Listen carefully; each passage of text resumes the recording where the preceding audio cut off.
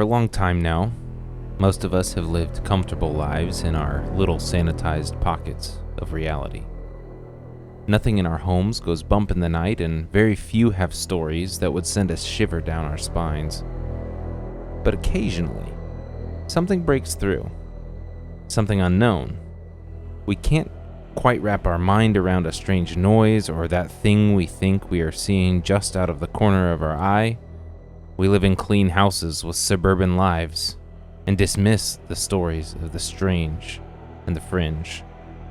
But here in the United States, there are still many wild and untouched places, or perhaps touched by people who left a long time before. Wherever there are forests and hills, grassy plains and murky lakes, rivers or caves, there's always the unknown. Right there on the edge of society, where the wall between modern man and tamed cities disappear into the untamed night. The kids today say that Ohio is just this kind of place, and many just see that as a joke. But what if there's some truth to it? What if there's something a little off about the state that can't make up its mind about whether or not it's part of the Midwest or part of Appalachia? Today I talk with my guests Ward Heine and Jim Parkin as they explain to me some local oddities, their adventures, and why they started a podcast called The Ohio Howl. And maybe the kids are right on this one. Welcome to the Sword and Staff Revenant. I'm your host, Coleman Barber. I'm one of the elders at Proclaim Church in Bonner Springs, Kansas. Joining me today are some of our old friends, Jim Parkin and Ward Heine. Among many other things, Jim and Ward are co-hosts of the Ohio Howl podcast. And if you've listened to our roundtable discussion when Revenant first launched, then you know who they are. But why don't you guys reintroduce yourselves for those who maybe didn't listen to that, or joining us for the first time tonight. I'm Ward Heine. I directed the paranormal documentary series Dark Holler, which was sort of, I think came about the same time as Sword and Staff was being launched. And Josh and Richie, the original hosts of the show, are featured in the documentary toward the end. Well, Josh all the way through it, I suppose. And and now I have jumped off of that into creating high strangeness adventure films under the production company Dark Holler Studios. And yeah, that's what I do. Cool. I'm Jim Parkin. I'm a elder at my church, Redeemer Church in Hudson, Ohio, and I teach middle and high school students at Heritage Classical Academy, mainly with humanities, rhetoric, and apologetics. As I had said with Coleman the last time, just force teenagers to talk to me about dead people, which is what Ward and I also have in our intro for Ohio Howl. It's like very baptized necromancy that I get to practice on the daily, and I love trying to make parents uncomfortable by using that language. Yes. And for those who are just listening, maybe it's a good call to check out YouTube if we end up making a video of this, because Jim is decked out tonight. Jim, we were talking beforehand. Can you tell people, what you're wearing and why? Yeah, we had a spirit day, as many high schools do this week. We're leading them to fall break. So today was dress like your favorite holiday day. And my favorite holiday is 4th of July because I get to eat unlimited meat and blow stuff up. And I do so with the founding fathers' approval. I do have my star-spangled Oxford collar shirt today, but I also was wearing some red, white, and blue shades and a trucker hat with a golden mullet streaming back. And sadly, I don't have it on right now, or else you could all feast your eyes on the site. Yeah, it's a real shame. But yes, so just so everyone's aware, we're recording this in October. So, 4th of July gear in October is kind of a treat. It's 4th of July every day. There you go. That's right. America. Awesome. Cool. Well, guys, folks know you from some of your other work. Jim, folks know you from our Titanomachy episode. You also helped record a little bit of an intro portion of one of our other episodes as well. Ward, as you said, a lot of people know you from Dark Holler. Everybody who's in the Discord knows both of you very well. You guys have been around for as long or even longer than me, maybe. But you guys have a project together that you guys have been doing for a little while. It's called the Ohio Howl. We've mentioned it. Why don't you tell me, what is the Ohio Howl? How did it get started? So the way that it got started really was, so Jim, in addition to being good friend and podcast host, is also my elder. And one of the things that when faced with some of the craziness that was happening with Dark Holler, one of the things that I decided would be a really good guardrail for some of the craziness that I could get into would be to pass that information by my elders at the time. And I think I started off with just the pastor, Scott Wright. But by episode 2 or 3, I think I started looping Jim into that thing. And I think at the time you might not have been an elder yet, but anyway, it was a way of having some sort of spiritual oversight on the craziness that I would end up saying in the show. And so yeah, that's it. We were having these conversations where I would go on different trips for different adventure documentaries, and I would come back with a whole host of questions. And there's a limited number of conservative, theologically reformed folks to bounce the, hey, what about the Skinwalker altar? Or, hey, what about the Catholic guy who wanted to sage me questions off of? And Jim is among that select crew. So we were having these conversations, and I think at one point I just suggested, could we just record them and then do those as podcasts? That's how I remember it. I wouldn't add much to that. I would agree that Ward and I basically realized we're doing this anyway, so why not do it for posterity, so to speak.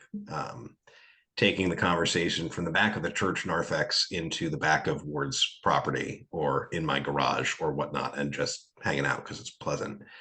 I remember distinctly, Ward, I think the first time you and I ever really connected the dots here, and I think we mentioned this in one of the Ohio How episodes, was we were helping move somebody at our church, and they had a bunch of stuff in the U-Haul storage unit. And so we went to U-Haul, and Ward and I were just like random volunteers who said, sure, we'll do it.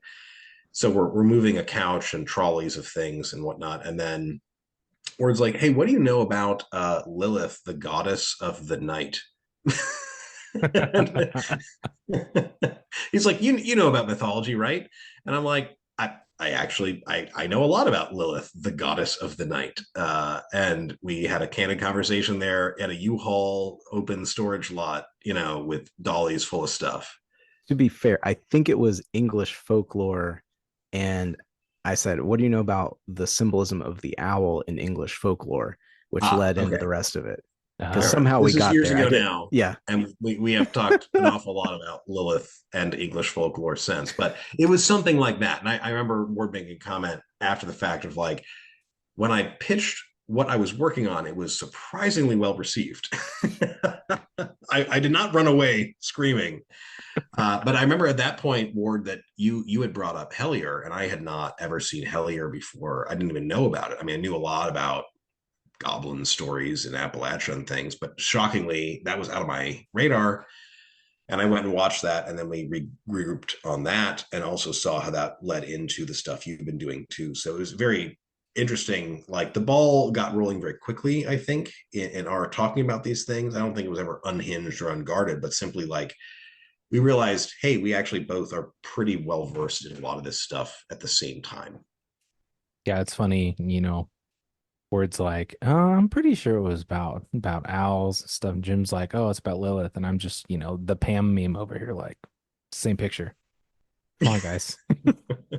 Well, yeah, I just didn't want. I don't want to give the impression that I, open every introduction with what you know about that Lilith.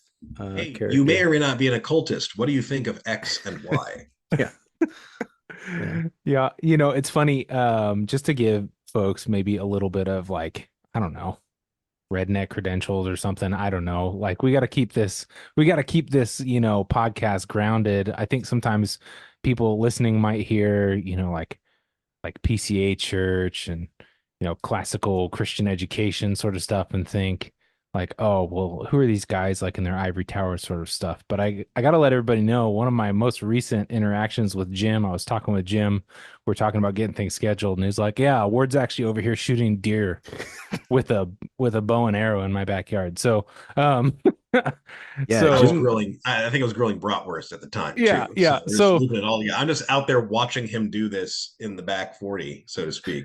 yeah, so just so everybody knows, like, you're talking to some real folks here, so well, that's Yeah, great. That's a fun story about how those things uh get started. It's always interesting to hear how paths connect, Mhm. and how we might go into those conversations wary, especially when we're talking about things that maybe are a little bit weird, things that are maybe a little bit esoteric, not in like the like actual esoterica practice sense, but like just kind of odd, like just the odd things that we talk about on this podcast and podcasts like your guys.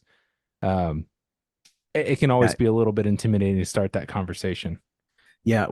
I mean, it's difficult because the select group of Christian friends that I have that sort of that have these categories in mind, I can talk fairly openly about that stuff.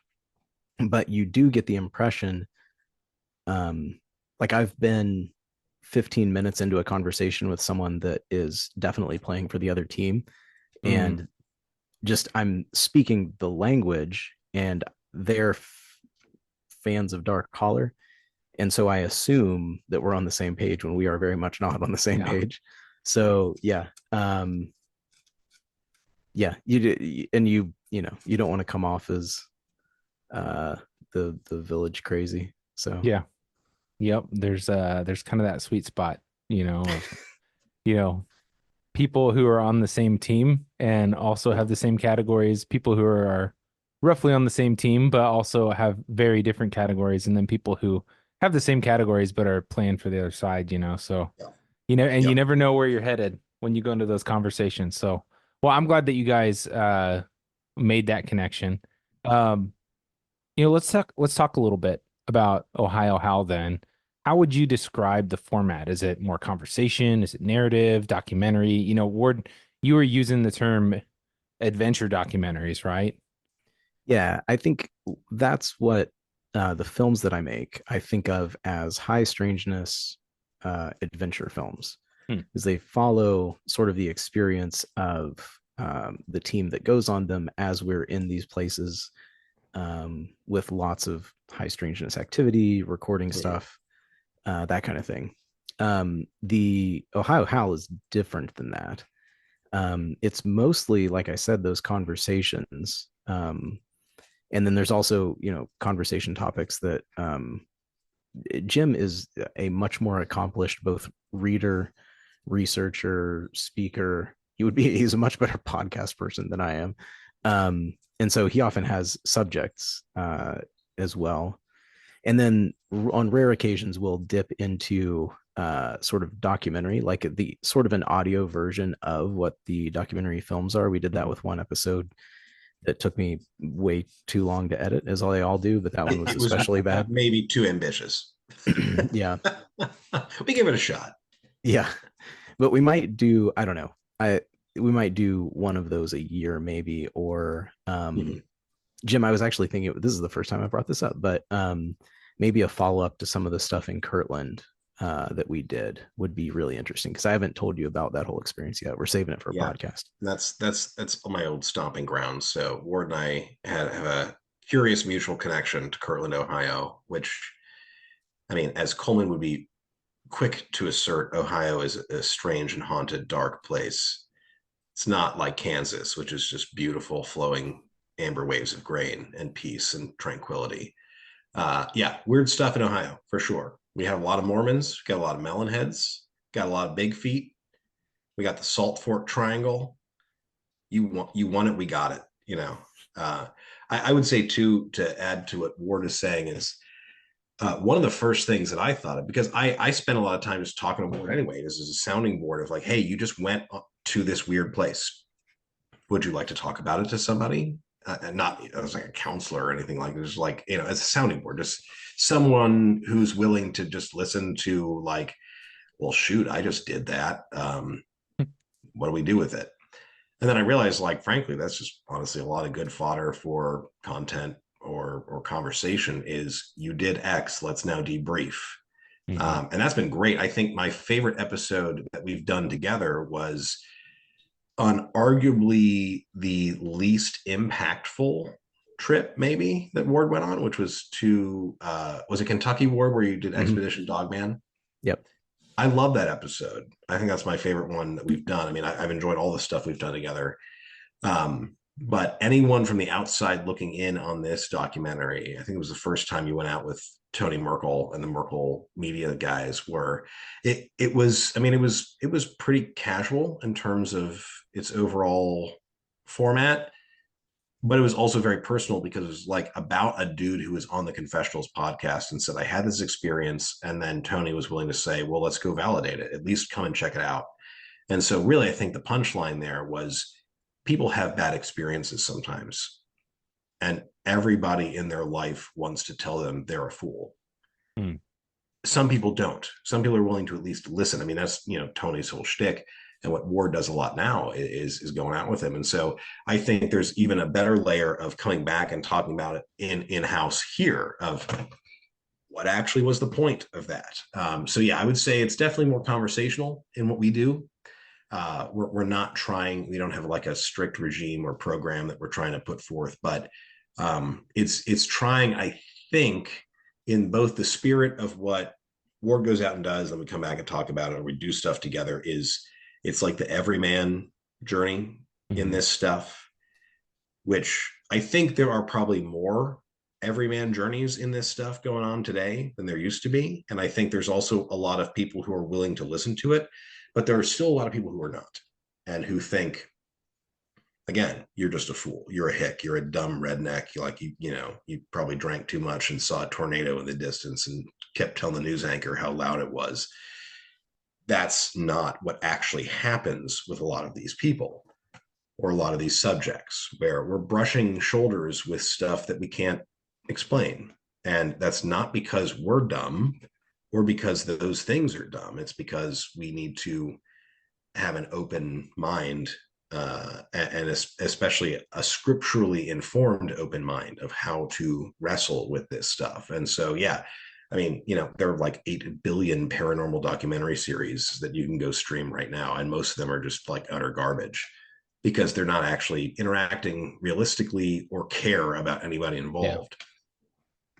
Yeah. What I think Ward and I are trying to talk about is saying, like, there is some real meat on the bone here, and there are people who are really affected by it. So we should be able to air that conversation and also say, well, what does the Bible say about this? Ultimately, like, if we have an authoritative standard, somewhere it's going to interact with this stuff, and we should be willing to reckon with that. Yeah, that's good. You noted that, there are people that are actually brushing up against these things. And I think that it's funny you brought up kind of the stereotype of, oh, just a drunk redneck sort of thing, right?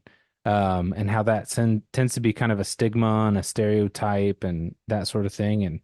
And what you guys are saying is like, no, there are a lot of people that are experiencing real stuff.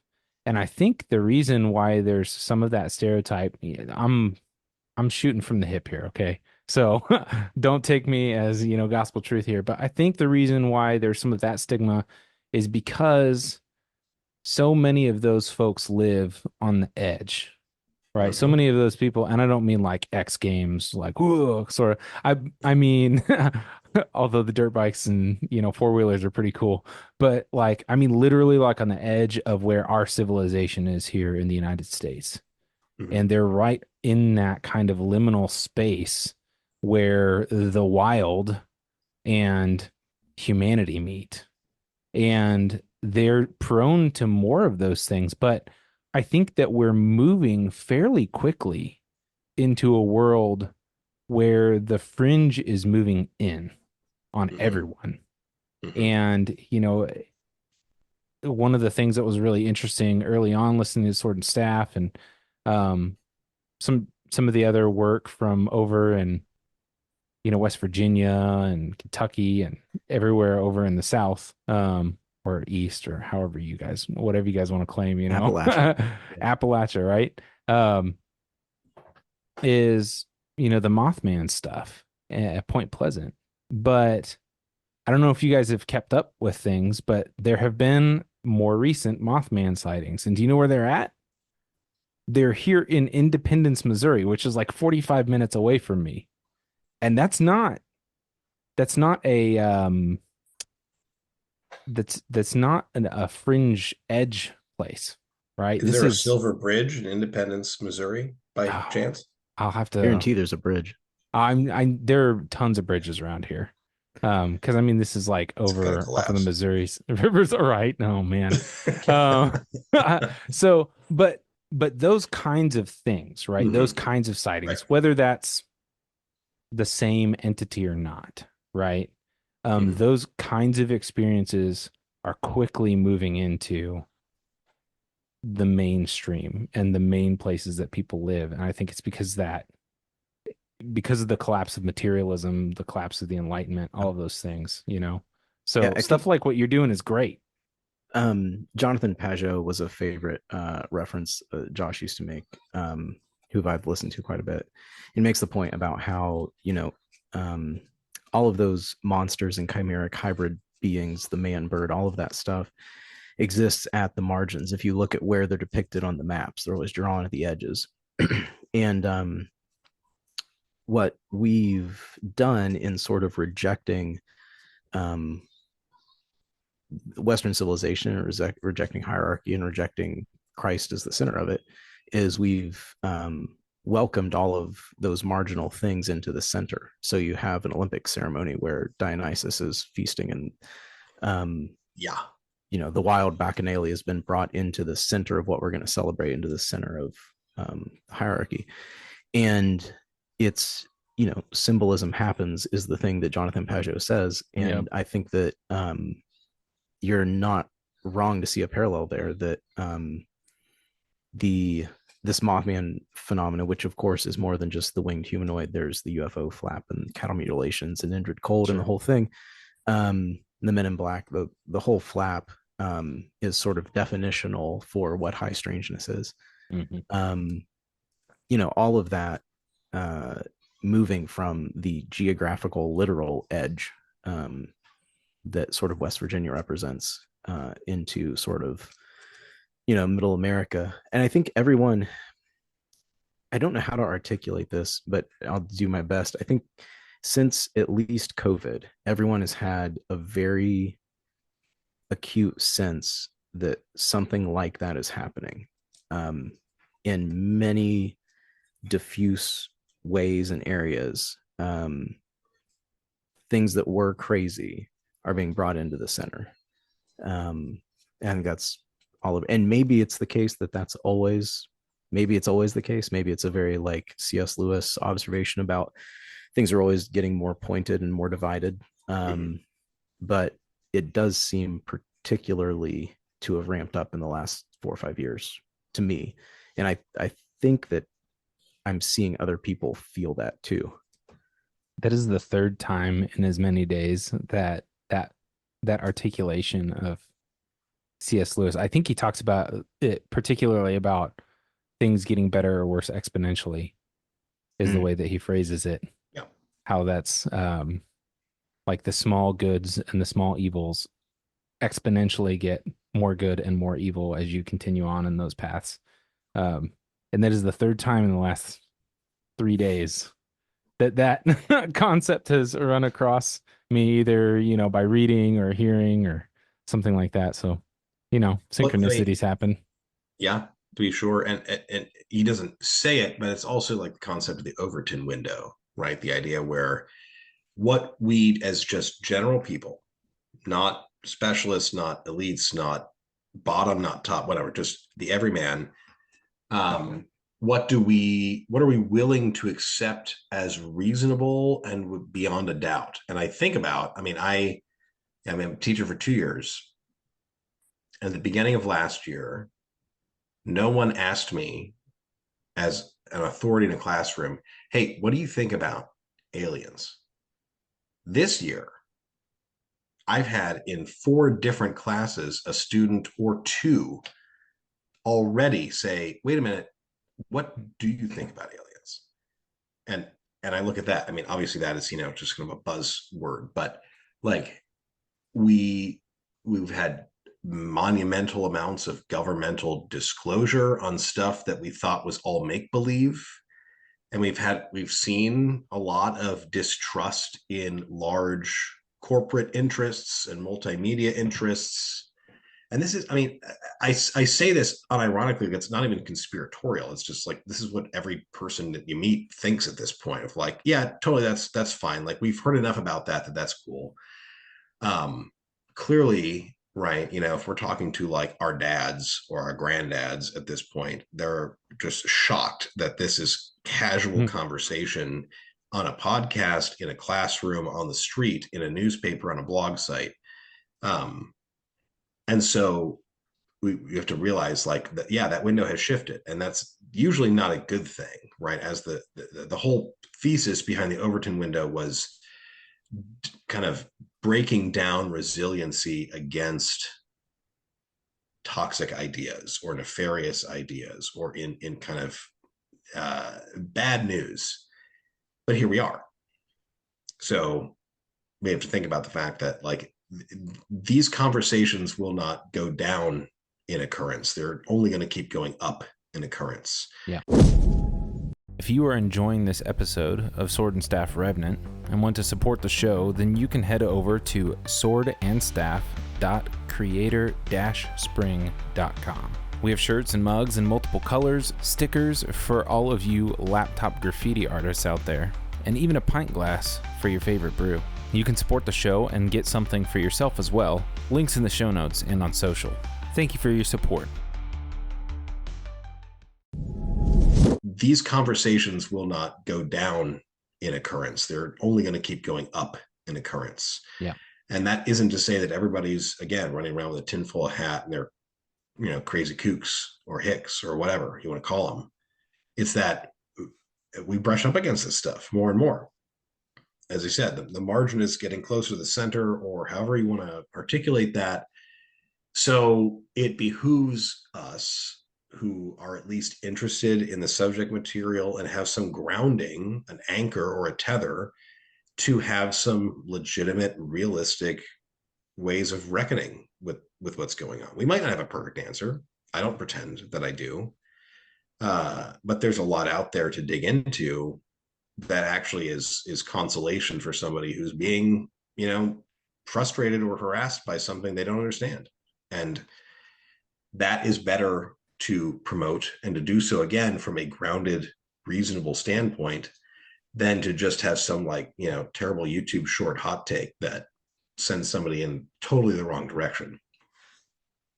Yeah. I think one of the reasons that Dark Holler exists was because I was watching Hellier, and I was like, by the end of it, for those that haven't seen it, by the end of it, which is probably their intent from the beginning, but by the end of it, they've sort of decided to go do a ritual paying homage to the entity that has that they think is behind terrorizing people the whole time, which is a pattern that's repeated again in their other work. But watching it, I got the feeling that you do sometimes, like if you see a cop on dash cam get out of his car and start to effect an arrest, and then get attacked by the person he's effecting the arrest on, and get tackled and his gun get taken away, and then that person just runs off, and you're kind of like, oh, this is the person that might be on the other end of the line when someone's in trouble. that's kind of, these are the people that are the experts in the paranormal right now. And if someone is dealing with something like that and they go looking for that expertise, just using Google or YouTube the way that any of us do for everything that we want to find out, this is what they're going to get. And so there was kind of a twofold, and the Ohio Howl, for me, I think serves into the same mission as well. Is twofold. Is one, sort of facing the world generally and telling stories of re-enchantment from a Christian worldview, but for the church in particular, and in particular people in leadership in a church, is to say there are credible people having these kinds of experiences, and we need to have some other category besides like Zoloft, some other solution other than antipsychotic medication. Because it's not all that. I mean, it is wrapped up in that. I think along with drugs and mental health, it's a lot of times it's all connected. Yep. We are embodied spiritual beings, and I think that we experience spiritual things in our bodies and we experience physical things in our spirit. I think it's all married. So anyway, that's a long rambling way of I don't even know what the original question was, but yeah. That's all right. I think we're just kind of talking about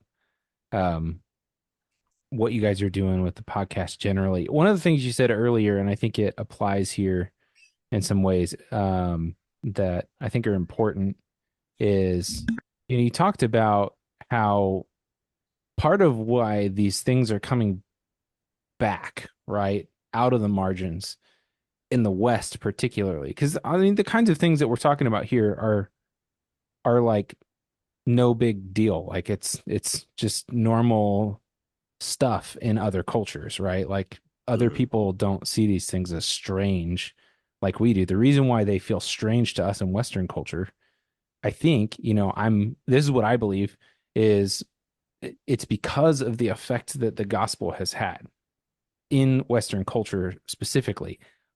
That doesn't make us particularly special or anything like that. We don't know why God chose Western culture for that to be the case, but the reality is that the gospel has been cooking for a long time in Western culture, and that has been pressing things back into the margins, into the shadows. And we're in a unique time where things have been either pressed back or, as some people have started to refer to like Enlightenment thought as like a new dark enchantment, has kind of made us forget about those things. Yeah. Right. But those things do belong on the edge. They do belong in the shadows. They are actually meant to be pushed back by the light of the gospel. And so that's good. The problem that we're running into with things like Hellier and kind of the normal paranormal community is that we have a bunch of people who are essentially not, because they are not rooted in Christ, they're basically just paying the Danegeld for people. Like, and by paying the Danegeld, I mean, I don't know if you're familiar with, I think it was Alfred the Great, made a deal to pay off the Danes in order to keep them from attacking. And they were like, hey, we won't attack you for, I think it was 5 or 10 years. And then, of course, they came back earlier. There was a little bit of peace for a moment, right? There was a little bit of peace when they met the demands of the attacker. But inevitably, like the Danes knew, like, well, we'll just come back because we'll just get more, Yep. And I think we see a lot of that in the paranormal community is, they're dealing with things, quote unquote. There are things that they can do that work temporarily. I worked with a guy who was an ardent atheist at one point. I think he still is. I just worked with him at one point, but despite that, his wife was a practicing Catholic, but also Wiccan. This is just a weird thing, that happened. But he swore up and down, he saw like, shadow figures and Hat Man and things like that. And he had some some pretty rough experiences before in his life, and drugs were involved, all of it. But he was an ardent atheist, and he would still have his wife put black salt on their windows and burn sage in their house because that would take care of it for him, right?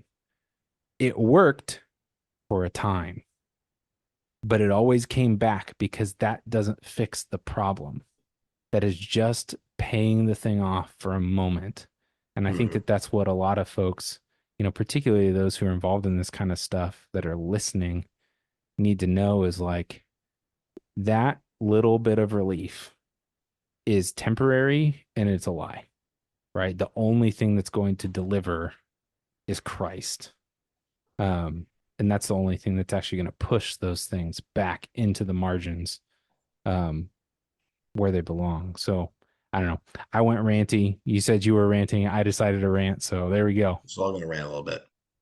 Good. Well, I mean, it's a fair point, Coleman. I mean, think about what Jesus also says in the Gospels about, hey, when you cast out the strong man from a house, speaking of demonic influence, but you don't actually fill it with something that is a worthy inhabitant, and that spirit comes back with 7 of his buddies, which obviously 7 is just a biblical number. I mean, we're not even going to, it just means, completion. He's going to come back with more in an even fuller and much more raw sense, and then go inhabit that house that much harder the next time. So there's a warning there, right? As we do kind of pay our tolls and taxes, so to speak, in this kind of paranormal or spiritual sense, we're warding off something and really probably also like inviting in worse outcomes in the future.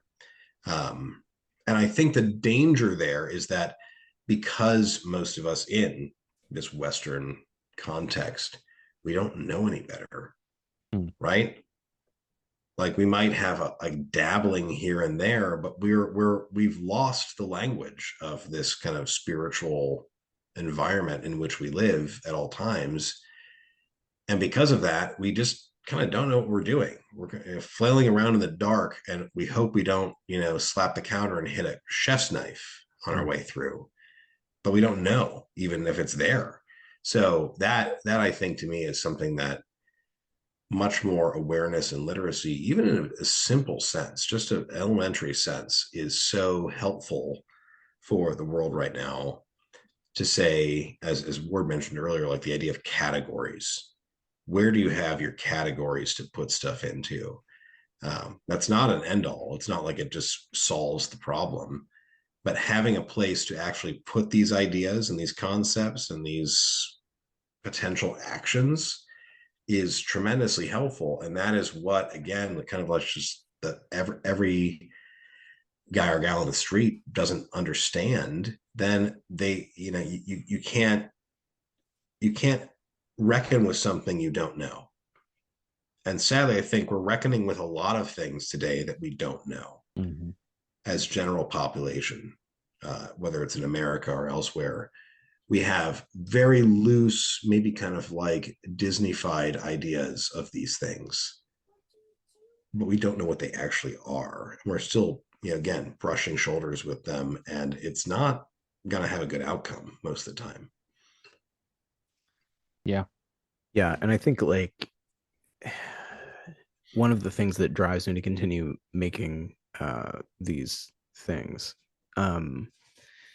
is I think I've come across a particular situation I talked about with Jim recently. I'm not going to get into too much detail with, but basically somebody who theologically should know better, getting way down into participation with these things.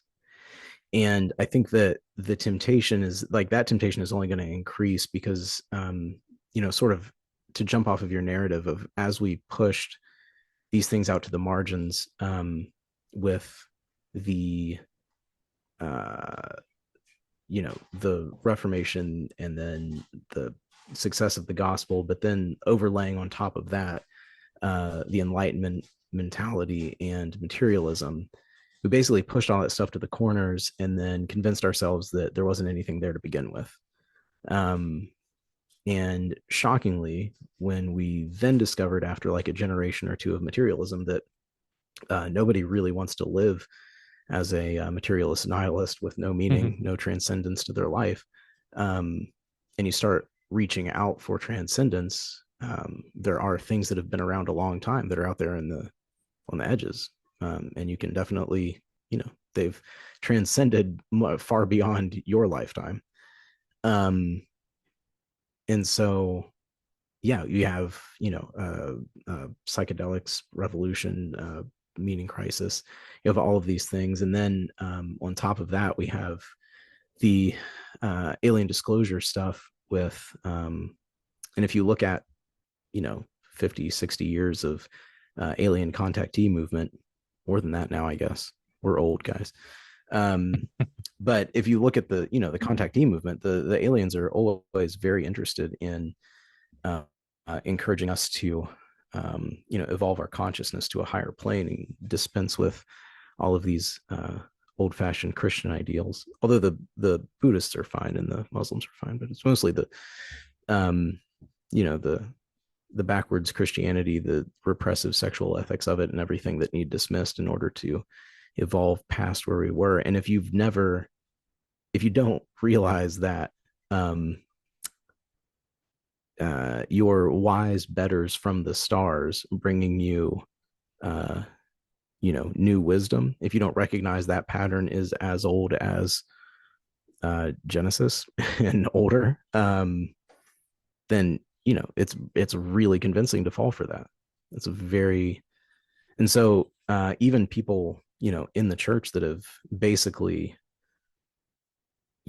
have imbibed that materialism just as the milieu in which they operate, are going to have a hard time explaining why these aliens who claim to have seeded humanity all this time ago, and have a hard time arguing against that.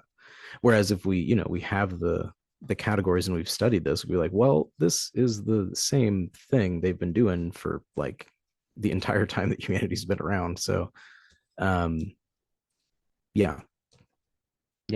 I mean, if people could just get over it, then they wouldn't have to be probed against their will. It could be like the olden days back in the Old Testament. So yeah.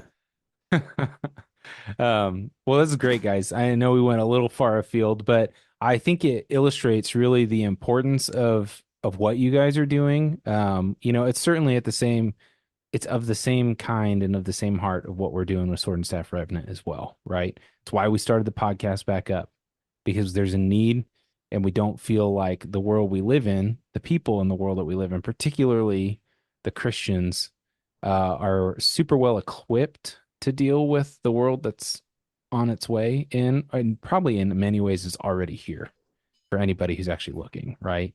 And so I know there are lots of other people that also feel strongly about that.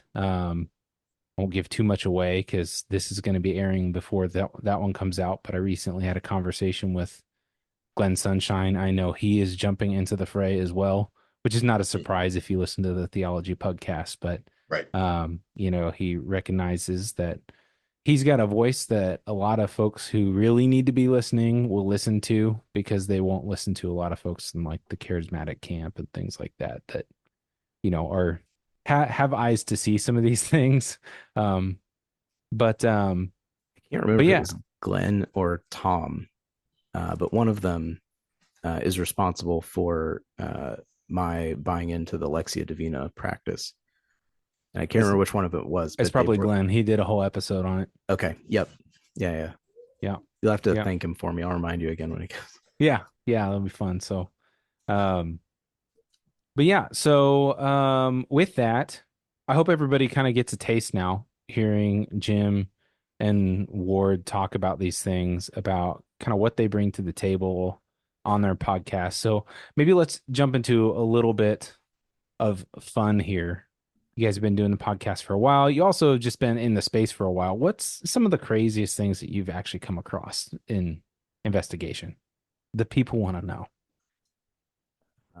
So I thought about this because you sent us the agenda. You sent us this question. I thought about this a good bit, and I wanted to tell something that I haven't told elsewhere. So yeah, I can't reveal exactly what we were doing. I don't think. Well, yeah, I can. We were we were investigating several locations that are the reported scene of melon heads sightings. So melon heads are a cryptid, I guess, that sort of crop up in three different areas in the U.S. and the all three areas share a similar story. And it's a very the documentary that I'm currently editing is connecting all of these places with some other stuff. Let's say. Anyway, we were spending some evenings in these locations that are sort of the folklore centered spot of people spotting melon heads, which are supposed to be sort of escaped mental patients or escaped children from an orphanage that were experimented on and developed giant heads or hydrocephalus as a result of the experimentation. So small body, big head. And as you can imagine, probably if you're familiar with cryptids in general, there are a whole lot of things that fit the bill, right? There are a whole lot of things that are small bodied, big headed things. I just immediately thought of like the weird kids in Akira. Oh yeah. That's Yeah, I had sure. not thought of that one, but yes. No, good connection. Yeah. Okay. So we were out here doing this, and one night in Michigan, well, it was afternoon actually. One afternoon in Michigan, we were out, and one of the team members, Joel, we often send him out with a gimbal mounted GoPro faced behind him. This is a thing that we learned from Scott Carpenter, sadly, after he had passed. And we actually use his gear. He was a Christian cryptid researcher who shared much of our worldview on these things. And he got some pretty crazy footage. At one point, he had been out with Les Stroud. If you're familiar with Les Stroud's Bigfoot series, Carpenter was present when Les Stroud had his Mind Speak event, where the Bigfoots invited him to sort of walk over the ridge, and he told them he wasn't ready yet. He's also done some work with David Paulides of Missing 411 and that kind of thing. Anyway, we inherited his gear. And so we use this gear the same way that he did, and we refer to it as the Carpenter method. And we'll usually strap Joel up with this thing and send him out through the woods, and then we'll review the footage later. On this instance, we did get something on camera, which is pretty weird. And I'm not going to talk about that. You have to wait for the movie, and Jim will have to wait till the discussion. But we caught a sound that would interact with Joel as he was out there. And it sounds like one of the eyewitnesses previously had described hearing something in a completely different location that he associated with he actually saw a melon head thing come out of the woods. He described the sound as like a Ric Flair woo, and it's kind of like that. But it's also, it sounds like it's being made. If you've ever seen Bone Tomahawk, sort of the whistles that the savages in the Dwell in the Cliffs, the cannibals, like the death whistles. Yeah, it's kind of like that. It's being made that way. It sounds clearly like it's being made that way. But we picked this up on his microphone, and he goes, he Ric Flair woos back at it, and it does this back and forth like 4 or 5 times. Before honestly he just sort of gets like, well, I've proven that it's doing this, I'm gonna go do something else. Okay, there's also wood knocks that will sort of communicate with him as he does it. So it'll do like 3 to 5, he'll do the same pattern, it'll do it back. Or he'll do a different pattern and it will repeat his pattern. And it's not like if you've ever heard, Bigfoot knocks are really heavy, big. It's not like that. It's lighter and faster. So we had that experience in Michigan. In another location previously, we didn't discover this until I actually was just sitting on the computer the other day and listening to it. In another location, which was like the source of kind of the most famous Melonhead story in this location, we recorded on camera what sounds like the exact same sound. Now, you might think that we're some idiots out there being blown at or snorted at by deer, because it's not altogether different than that. It's longer and further away and louder. So we took that sound to a biologist, Justin England of Cryptids of the Corn, and he's got, a pretty vast knowledge of animal sounds and such and what belongs where. And he said it 100% is not a deer. And the closest thing that he could relate it to was it sounds sort of like an alert call or an alarm call by a capuchin monkey, which should not be, you might have an escaped capuchin monkey maybe in one location, but in 1,500 miles away, unlikely. So that is one of the strangest and strongest pieces of evidence that I think I've ever captured, along with like the weird video thing that happens about the same time, is pretty interesting. Well, I'm out. Oh no, that's pretty incredible. And I'm definitely looking forward to you getting that edit done and seeing the mystery video footage as well. Man, everybody's just gonna have to wait. Oh man, this is the point in the sleepover where everybody starts telling everyone about their creepy, experiences with ghosts and stuff. That's the point we've entered in the podcast now. No, that's awesome. Jim, you got anything to top that, or I wouldn't say I could top anything Ward has experienced. I will say we did found the name of our podcast, the Ohio Howl, after the pretty, I think, fairly infamous sound, the Ohio Howl. If you look that up anywhere on the internet, you're going to find a lot of recurrent recordings of something that does not belong in the natural ecosystem of most of America, probably any part of America. And I heard it myself. And I don't say this like, I'm a Bigfoot experienced survivor. No, I didn't see anything, but I was camping in my college years in Western Pennsylvania, like way out in some rather gorgeous game fields and game lands where it's, like no one owns this property. It's government property.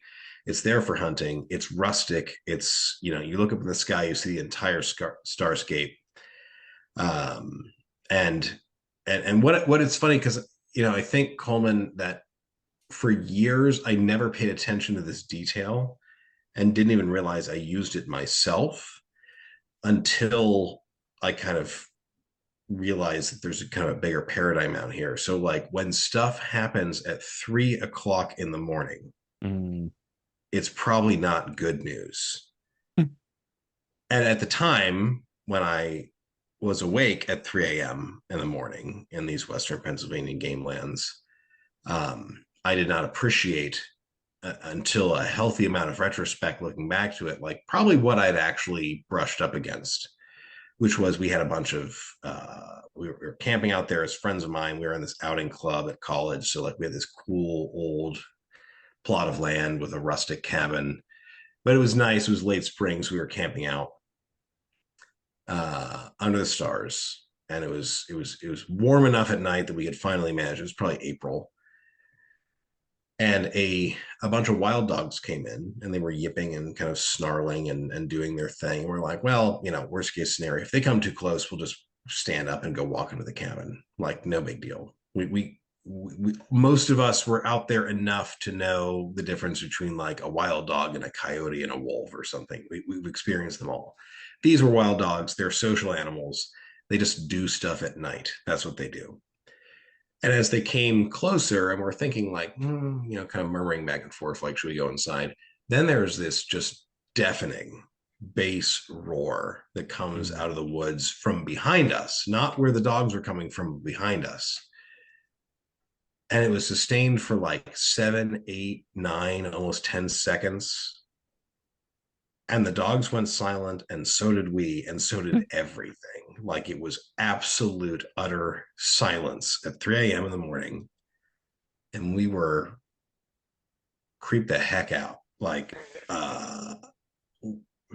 we couldn't even ask each other, like, did this just happen? Did we hear this? We all looked at each other and knew in the firelight, like, yeah. And we got, we were trying to listen further. There was no more sound. Like, it was like probably a straight minute of full silence, 0 sounds. It was haunting. And then slowly everything came back in, but we never heard that, and we never heard the dogs again. It was just the end. So did I experience something in scare quotes? I don't know. But I did not like what happened. That's for sure. So I think about that personally, and that's I think was kind of a pivot point for me to think, I have been reading and kind of idly fantasizing, so to speak, about like big picture mythological things. Was I just a part of one of those moments? I don't know. So I will admit, I since then I have not brushed up against much. I mean, I as a counselor and an elder in my church, I've helped folks who have probably dealt with sketchier things than even that took place, like geometric walls of darkness showing up in their apartment in the middle of the day. Not a conversation you might expect to have on the average, but I've had a few of those with several people in my congregation. Or, like, hey, it's the middle of the night and there are footsteps on my roof and I live in an open field. What are those? Or, we had one person, there's an orb of light that kept showing up outside of my bedroom window. And I was like, what time did that happen? They're like, I don't know, like 3 a.m. And I don't laugh to make light of this. I sure. laugh because it's like you start to look for, like we said, synchronicity, patterns, things like this. Not that that's a guarantee of how this stuff works, but it sure seems to follow a set of guide rails in a way. And I don't know. Honestly, I don't know what to make of that. Yeah. But in my own experience, in other people's experiences, in talking with Ward and stuff, he's brushed up with, and frankly, just, I'm a person of the internet. I see all this stuff all the time. I think it's patent foolishness if we say, there's nothing to this. Yeah. Surely it doesn't amount to anything. It's probably just a bunch of people. Maybe they drank too much tonight. I'm like, did every single person ever have a little too much to drink at 3 a.m. specifically when all this stuff takes place? And other places and other times, to be sure. So I wonder about that. Are we at a threshold where more folks are welcome to talk about this because they actually deal with it, or is it just because it's more in the mainstream? I don't know. Is it both? It could be. They're both reinforcing each other. I'm not sure. But it leads you to wonder. Yeah. You said you don't laugh because it's funny. I think I laugh because I think about, 10 years ago, maybe even 5 years ago, me, thinking about these things, something being off about 3 o'clock in the morning. And I think, oh, well, 5-10 years ago, me would just scoff. And I laugh because I think like, oh, well, how foolish to just dismiss all these things out of hand, Right. And I'm not saying they're even close to like you know, gospel truth or, directly derived from scripture sort of thing. Yet I personally have had many experiences now that seem to be something more than material, seem to be something more than, just neurons firing in my brain when I'm asleep and waking up, sort of things like that. And boy, if ever do they seem to have a pattern concerning time, and it sure seems to be in the 3 o'clock hour. But so there's I laugh because I think like, oh, well, you dismiss these things until you start rubbing shoulders with these things, and you have to deal with the realities Right. of these things. Your conversation or your story, particularly when you're talking about everybody hearing this deep growl and everybody just having an unspoken understanding and is just not talking about it. Reminds me a lot of you guys have an episode. It's your one that's more documentary driven, and you have the two gentlemen. I don't remember their names, but they're having this conversation about an experience that they had many, many, many years before, and their retelling of that story is real similar. It's like, well, we both like understood that it happened, but we didn't really talk about it. Nobody, it's just an understanding, and we just didn't really talk about it. And that just stood out to me as you were saying that. So, which kind of brings me back to the podcast and some of the things that you guys have been doing. I wanted to ask you guys, what are some of the things that you guys are planning to cover? Do you guys have some things that you're going to be covering? And beyond that, what are some things that, big dreams? What do you hope to cover one day? I have one big one that I would really like to do. I would like to go down on, I believe it's the summer solstice, where lots of people gather at the Serpent Mound, the Great Serpent Mound in Adams County. And I would like to interview people and just, why are you here? Why this date? What appeals to you about this? Just as a way of like getting a survey of sort of the resurgent paganism. Like, what are you, what's going on here with you guys? And then I would also like to, I don't even think you're allowed to do this anymore, but I'd like to stand on the head of the serpent and just have a brief podcast conversation about the victory of Christ over things while we're standing on the head of it. Based. Yeah, that's the right time to use it. Delightfully savage. Based and serpent pilled. There you go. That would be more of a documentary type episode, I guess, but I think that would be worth putting the time in to do it. Yeah, I agree. I know we've mentioned that a time or two, and I think that would be a delightful thing to do. I mean, it's a thing where it's like when we think about what's in our own backyard, and so Ward and I, we're in Ohio, we're in Northeast Ohio, but even like some of the most profound earthworks in North America are just 3 hours away at most, and they're just sitting there. And I mean, I would not be uncomfortable saying there's probably some fell origins of these mounds, that that's probably not good stuff. We talk even to the native Aboriginal populations here in Ohio, and they're saying like, we didn't build these, and we don't know where they came from. We just know it's like, we just kind of maintain them and keep our distance. I think that hints to something older, a little more nefarious, perhaps, if we look in a broader biblical worldview of like what would have been around there at the time.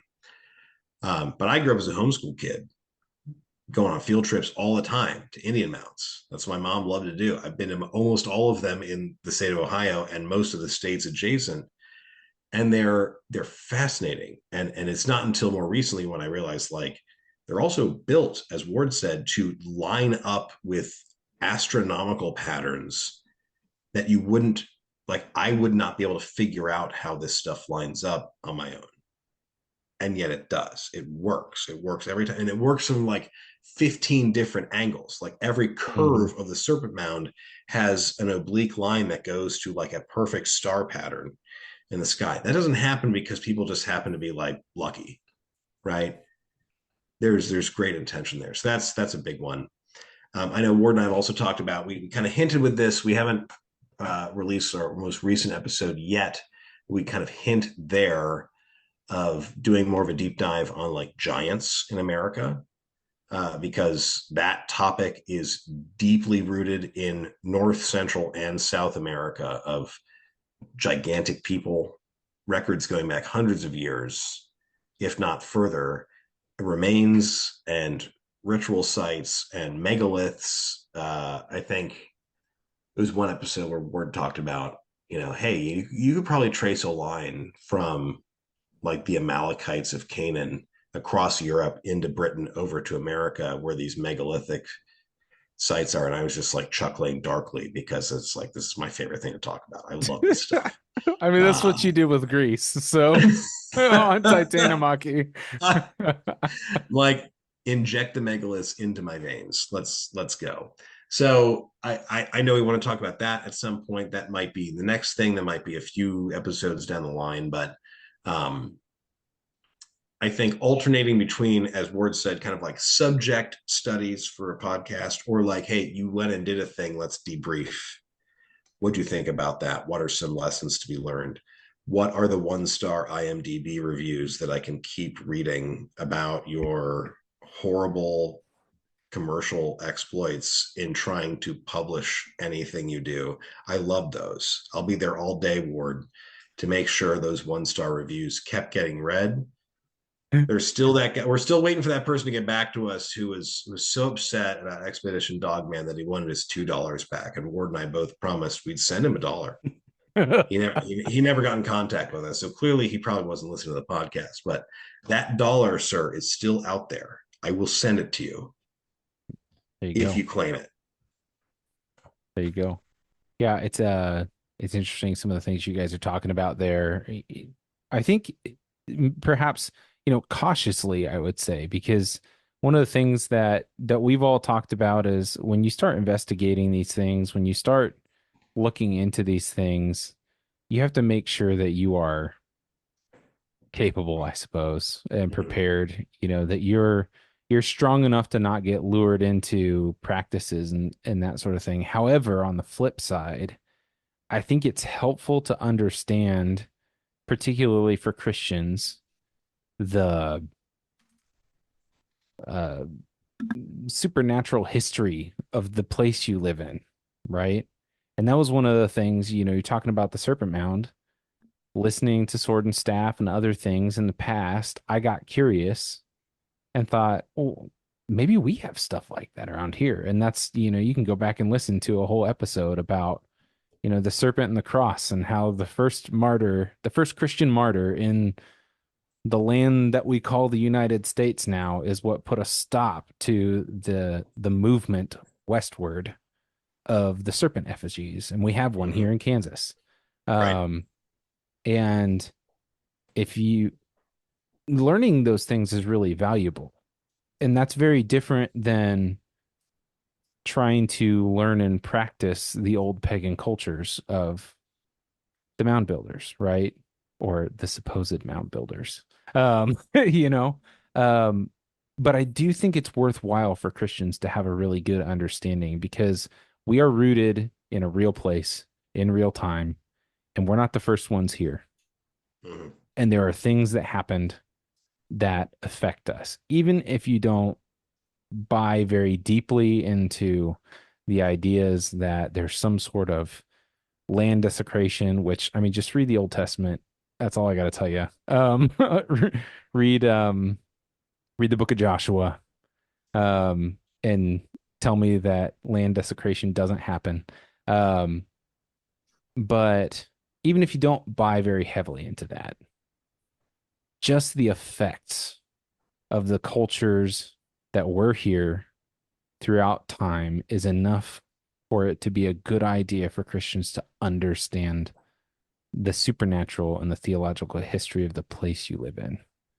It's valuable, and I think will help you a lot more than you realize. And that's, that's part of what you guys are doing in some of the work is, you're in Ohio. You got a lot of weird stuff. Like it's a joke among Gen Alpha and Gen Z for a reason, because weird stuff does happen in Ohio. And Jim is officially the Rizzler. I'm just gonna throw that out there for everyone, especially today in his 4th of July garb. So yeah, that's great. So I'm glad to hear those. Yeah. Those are some of the things you guys want to do. Yeah. I think one of the things that this has done, having sort of my eyes opened to this kind of thing, one of the things that it's done is understanding and appreciating more my place in the expanse of the kingdom. Jim might cringe at the expanding, but my place in sort of the spiritual war, the war, do you know what I mean? That I really am engaged in something that is opposed. And I think that if I had been made aware of that earlier, it would have been better for my spiritual growth to be aware that this is a real conflict, and the war is not a metaphor. So yeah, I hope that we have that effect as well. Yeah. And I would just second that, Jim get wrecked, that post mill baby. I'm just I had to, for everybody listening, we have to have a little bit of fun. So, well, hey, guys, thank you so much for answering some questions about the Ohio Howl. I did want to finish out our episode here today with an announcement. As you all know, I put out the schedule for the rest of this season on social media, and you all saw that I was going to be talking with the guys from the Ohio Howl, and you saw that the next episode was going to be a surprise. So that coincides with the announcement that I'm going to make right now. When we first launched Sword and Staff Revenant earlier this year, we talked about how the Sword and Staff multiverse was always meant to be just that, a multiverse, lots of different things, not one thing, but many things under the umbrella of this rediscovery of the world that God has made, this world that's more than just the material things that we see, right? So, Ward, Jim, and I, we've been talking about some things over the past few months. And so here's the big announcement. Here's your big surprise. The Ohio Howl is joining the Sword and Staff multiverse. This is where we put in the applause. The applause noise. No, I'm super excited. We talked about this early on, but wanted to make sure that we could figure out how to make all of this work and all of that. So I'm really excited. I know that I've been talking with guys and they're excited. So I just want to answer, you're probably hearing that and going, well, what does that even mean? Okay. So what that means is Revenant is not going to be changing. We're still Sword and Staff Revenant. You still subscribe to the feed for this podcast like normal. Nothing's changing there. Our surprise for episode 8 is that we're actually going to be hosting one of the episodes of the Ohio Howl right here on this feed. So you won't have to subscribe to anything new next week at the time of this airing. And you'll be able to hear an episode, just kind of a teaser, a preview of what the Ohio Howl is like. And that'll give everybody a chance to listen, jump in with 2 feet, get a taste for what it is that Ward and Jim have been up to and are doing. Then after that, we'll send out links to their new home here as part of the Sword and Staff Multiverse. So you'll need to subscribe to that podcast. So Sword and Staff Multiverse will have 2 podcasts now. It'll be Sword and Staff Revenant, and then we'll have the Ohio Howl, and we'll all be part of the big Sword and Staff Multiverse family, which is exciting. We're growing. That's a good thing. God is continuing to bless the efforts that are happening here. And I think I'm certainly not the only voice in this space that deserves to be heard. And I'm really excited about the work that Jim and Ward have been doing, the way that they've contributed here. And if you've listened to any of the Ohio Howl already, it's awesome. I mean, I have heard lots and lots of good feedback from others, unsolicited as well, about how much they enjoy listening to the Ohio Howl. So we're really excited that that's going to be part of the Sword and Staff, and so we're growing. So that's the announcement. That's the big surprise, and so everybody make sure to welcome Ward and Jim into the family by subscribing to the Ohio Howl once those links come out, listening, and I think you're going to really enjoy next week's episode and all the episodes to come. So be on the lookout for those new episodes and the links.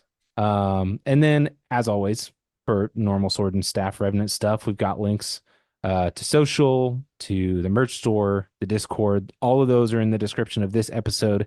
If we've got the links up for the new feed by the time this episode airs, I'll make sure that's in there as well. So, and also, if you enjoyed the episode, share it. Make sure to give us a good review so more folks can actually find it. And other than that, thanks for listening. Stay tethered.